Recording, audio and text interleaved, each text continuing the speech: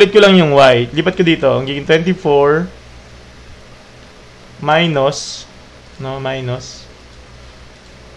Sorry, minus pala kasi transpose nga. Transpose mo to dito.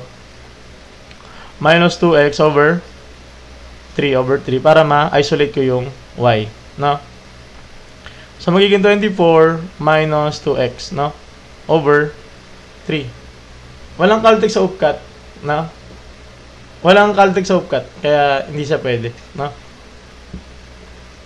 Puro ganito lang tayo dito. Pag admission test, wala.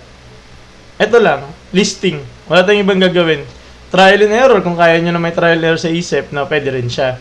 Pero dito, akin yung, ito yung way ko, no?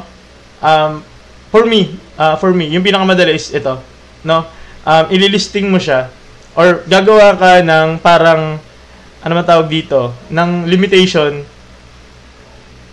Ay, hindi ko na matandaan. Meron ba, Sir Pao? Meron ba?